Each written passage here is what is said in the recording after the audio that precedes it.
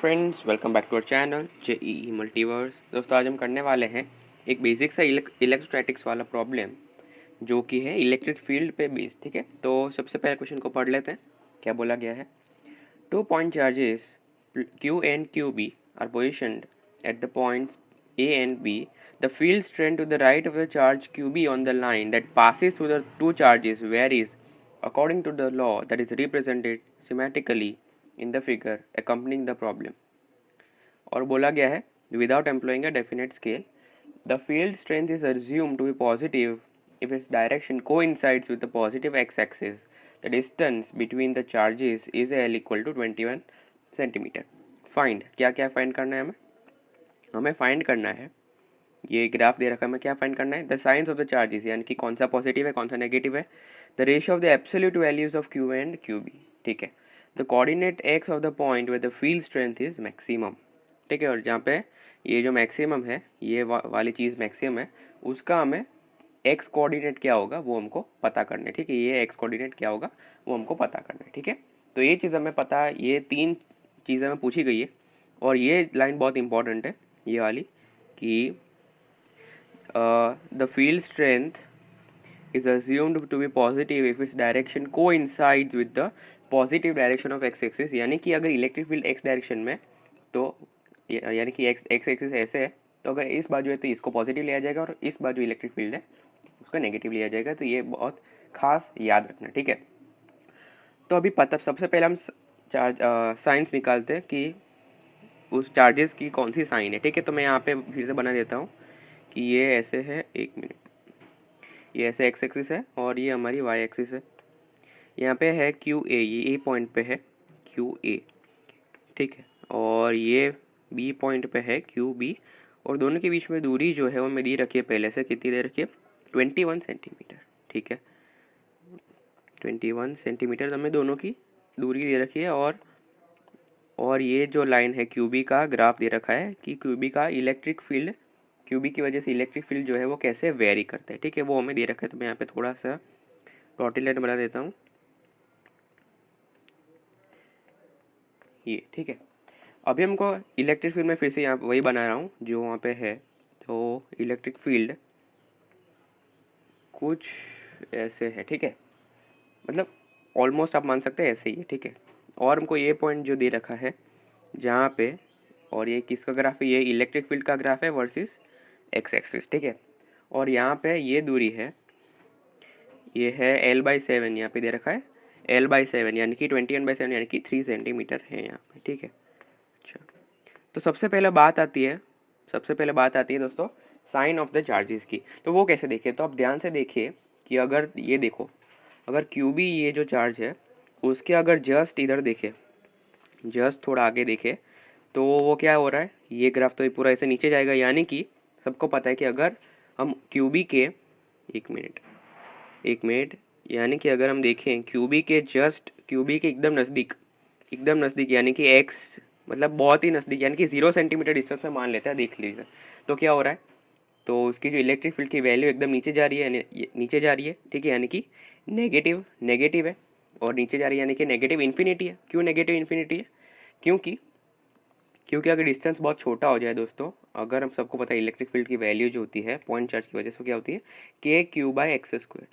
और अगर हम ये क्यूबी है उसके जस्ट इधर देखें, यानी कि x टेंड्स टू 0, अगर एकदम छोटी सी डिस्टेंस पर अगर हम देखें, तो अगर x टेंड्स टू 0 है तो इलेक्ट्रिक फील्ड क्या हो जाएगी? टेंड्स टू इन्फिनिटी हो जाएगी, क्योंकि k/0² क्या होता है दोस्तों? इन्फिनिटी तो होता है। ठीक है, अभी ये इन्फिनिटी हो गई, पर अभी इधर दिखा रहा है कि वो नेगेटिव इन्फिनिटी है। ठीक है, वो दिखा रहा है नेगेटिव इन्फिनिटी है। अभी नेगेटिव इन्फिनिटी का क्या मतलब है? अगर नेगेटिव इन्फिनिटी है तो उसका मतलब चार्ज क्या होना चाहिए दोस्तों? नेगेटिव होना चाहिए।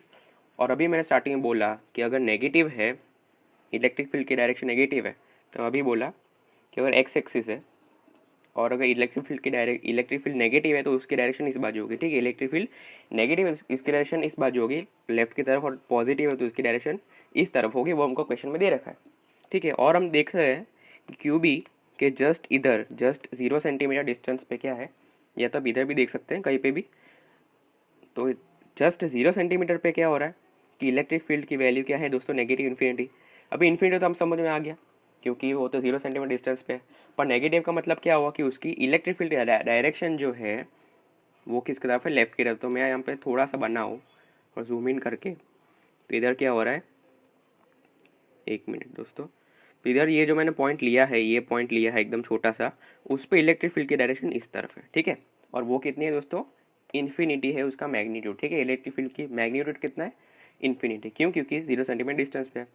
और अगर कोई भी पॉइंट चार्ज की वजह से, ये पॉइंट चार्ज है और उसकी वजह से इलेक्ट्रिक फील्ड ऐसे हो, तो उसका मतलब क्या होता है, क्यू भी क्या होता है, नेगेटिव होता है दोस्तों, ठीक है। मैं फिर से रिपीट कर रहा हूँ।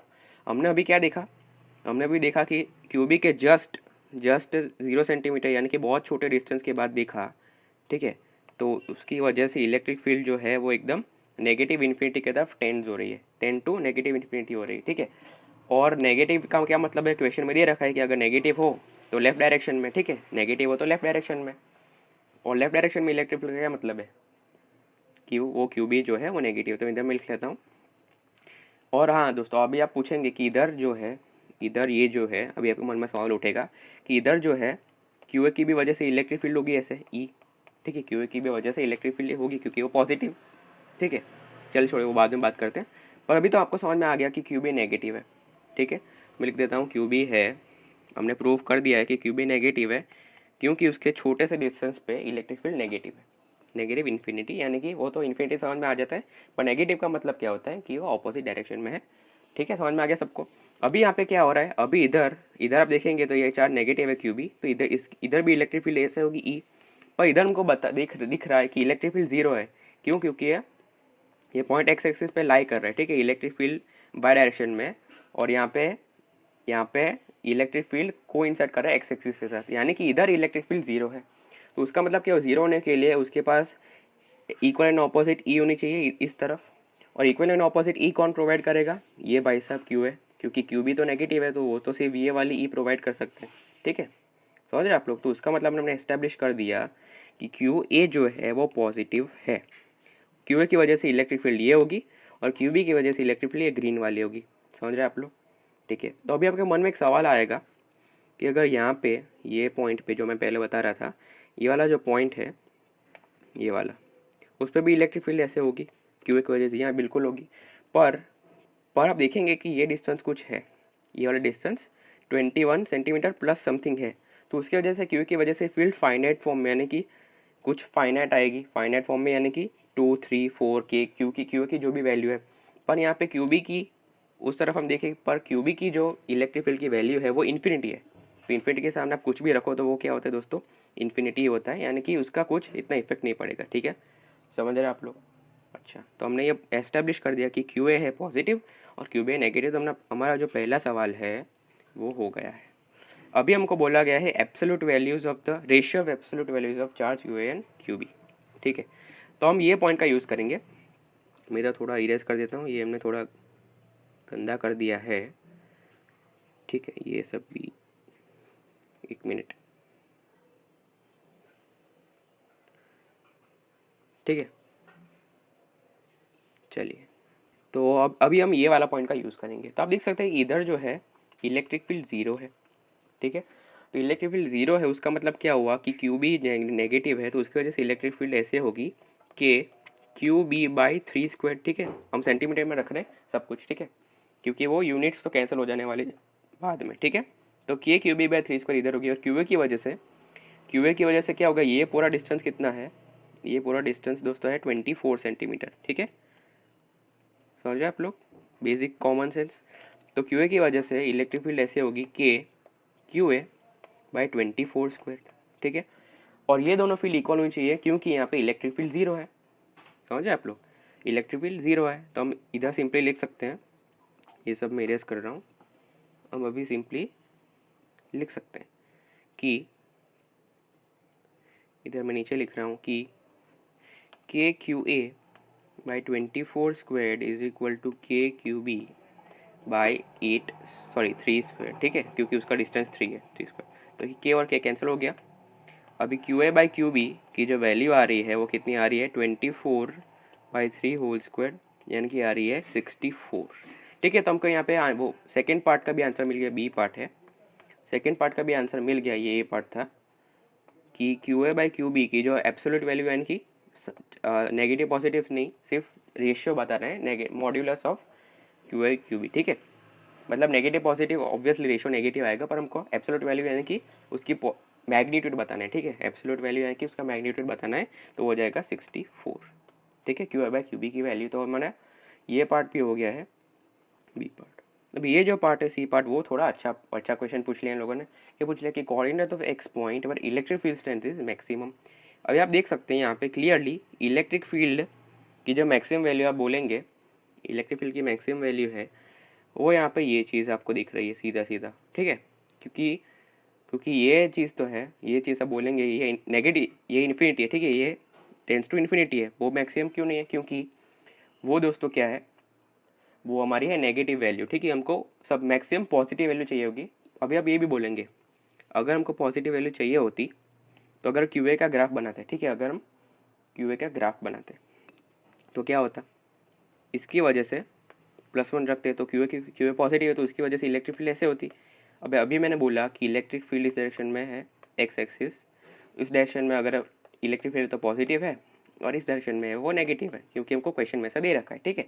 तभी इस डायरेक्शन में यानी कि क्या होगा, इसमें भी नेगेटिव होगा, ठीक है, लेफ्ट डायरेक्शन में। तो उसका भी ग्राफ क्यू ए का भी इलेक्ट्रिक फील्ड का ग्राफ कैसा आएगा, ऐसे इन्फिनिटी से ऐसे बढ़ता हुआ, ऐसे, समझ रहे आप लोग, ठीक है, ऐसा कुछ आ जाएगा ग्राफ।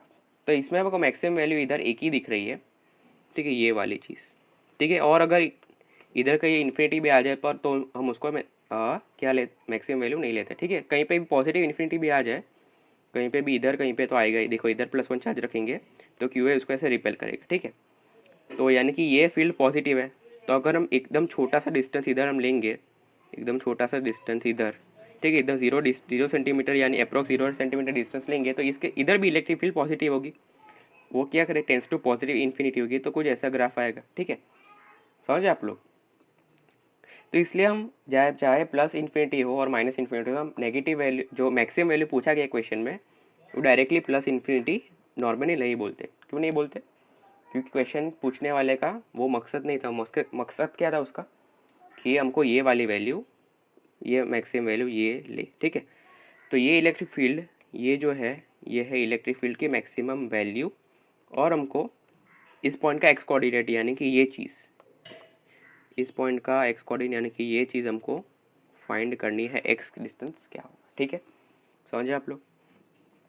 तो चलिए, तो अभी ये फील्ड ये हमको फाइंड करना है, ठीक है। तो मैं इधर लिख लेता हूँ क्योंकि वहाँ पे थोड़ा गंदा हो गया है। तो देखो यहाँ पे अगर हम ये मान लेते हैं कि ये बी से दोस्तों एक्स दूरी पर है और ए से जाहिर सी बात है ये 21 सेंटीमीटर है, तो ए से कितनी दूरी पर होगा, 21 + x, ठीक।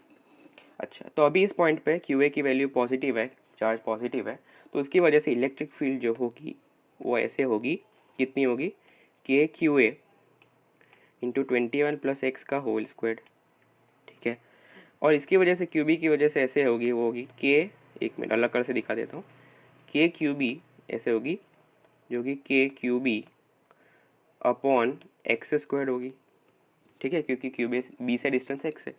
और हमको पता है कि मैक्सिमम होनी है वैल्यू पॉजिटिव में, तो ये जो पार्ट है उसका मैग्नीट्यूड ज़्यादा होना चाहिए, तभी उसकी वैल्यू पॉजिटिव आएगी, ठीक है। और ये आप देख सकते हैं ये पॉजिटिव है क्योंकि वो एक्स एक्सिस के ऊपर है, ठीक है। इलेक्ट्रिक फील्ड की वैल्यू पॉजिटिव है मैक्सिमम क्योंकि एक्स एक्सिस के ऊपर है, तो जाहिर सी बात है पॉजिटिव होना है तो ये वैल्यू ज़्यादा होनी चाहिए उस ग्रीन वाले पार्ट से, ठीक है। तो अभी हम जनरली ये एक्स डिस्टेंस हमने जनरल माना है, तो हम सी पार्ट यहाँ पे लिख देता हूँ मैं। अभी हम जनरल फंक्शन लिखे तो क्या हो जाएगा, k q a upon 21 + x का whole square minus k q b upon x square, ठीक। और हमको सबको पता है कि q a by q b है 64, तो हम इधर से ये बोल सकते हैं डायरेक्टली, क्या बोल सकते हैं कि क्यू ए जो है वो है 64 क्यू बी, ठीक है। तो वो हम इधर पुट कर देंगे, या तो आप क्यू बी की वैल्यू भी पुट कर सकते हैं, कुछ फ़र्क नहीं पड़ेगा, ठीक है। तो ये हो जाएगा E is equal to k, Q है 64 तो 64 Q B minus k q B, और ये अरे के नीचे 21 + x होल स्क्वायर और इसके नीचे x का होल स्क्वायर, ठीक।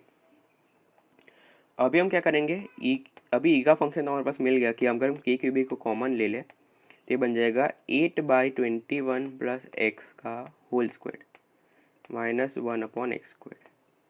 ठीक है, तब इलेक्ट्रिक फील्ड का जनरल फंक्शन ये बन गया कि किसी भी एक्स डिस्टेंस पे देखेंगे तो इलेक्ट्रिक फील्ड ऐसे वेरी करेगी। ठीक है, ये सबको लिखना तो आ ही जाएगा।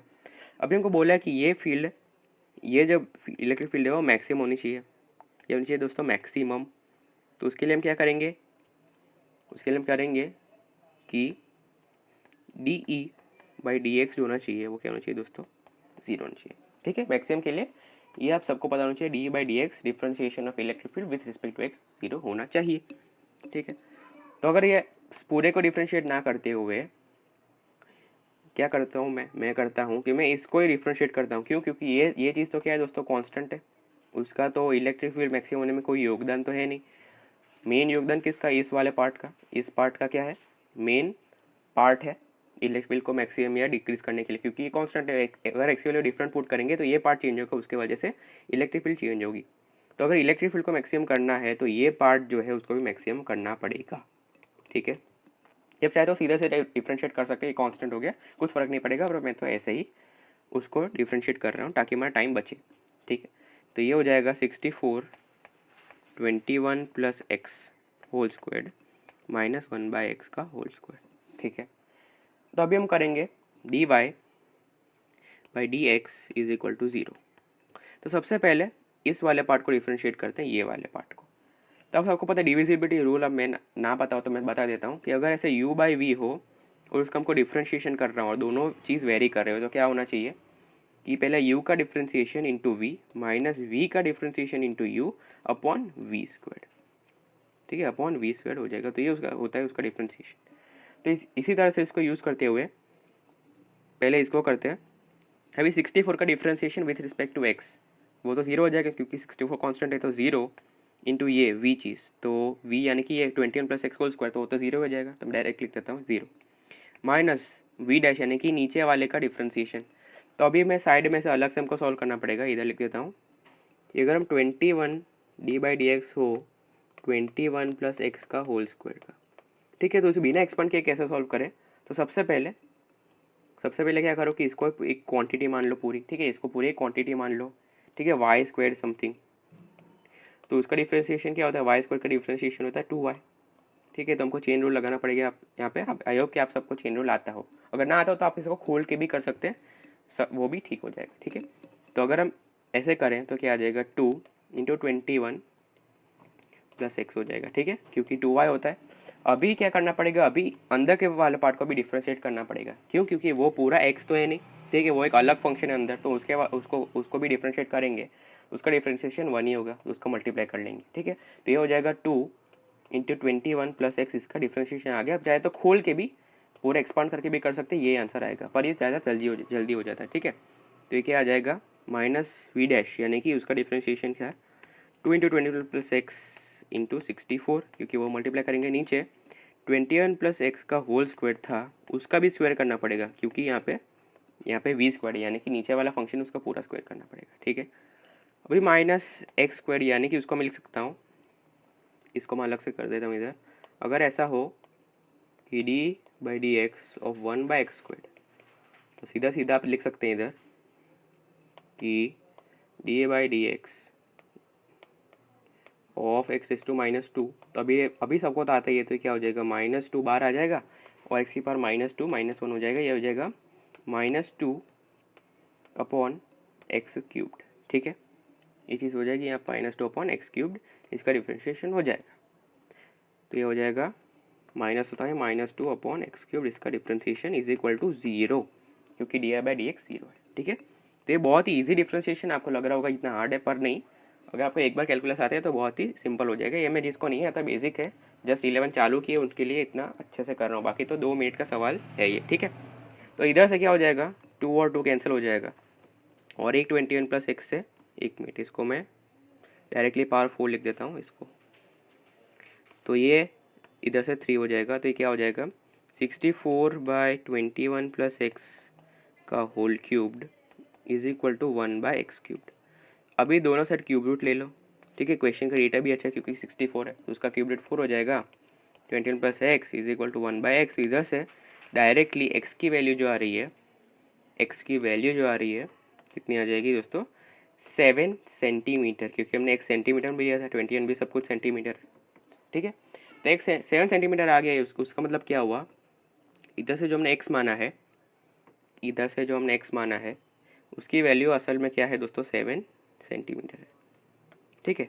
क्योंकि ए से 28 सेंटीमीटर डिस्टेंस पे, ठीक है, और बी से 7 सेंटीमीटर डिस्टेंस पे, तो इस पॉइंट पे इलेक्ट्रिक फील्ड क्या होगी दोस्तों, मैक्सिमम होगी। तो हमने ऐसे ऐसे थर्ड पार्ट पे सॉल्व कर लिया है। तो ये दोस्तों थोड़ा कंसेप्चुअल सवाल था कि आपको समझना पड़ेगा कि इलेक्ट्रिक फील्ड का ग्राफ कैसे दिया हुआ है, ठीक है। और ये मैंने डिफ्रेंशिएशन इतने से लंबा किया क्योंकि जिनको इतना अभी डिफ्रेंशिएशन नहीं आता है, जिसका कैलकुलस अभी चैप्टर हुआ नहीं है मैथ्स में, तो उनके लिए मैं एकदम बेसिक सा अच्छे से कर दिया, ठीक है। तो ये दोस्तों आज का हमारा क्वेश्चन था। तो अगर आपको ये वीडियो में मज़ा आया हो थोड़ा भी, तो ज़रूर हमारे चैनल को सब्सक्राइब करें और इस वीडियो को लाइक करें, शेयर करें, और फिर से बोल रहा हूँ ज़रूर हमारे चैनल को सब्सक्राइब जरूर कीजिए और जितना हो सके उतना शेयर कर दीजिए। Meet you in the next video.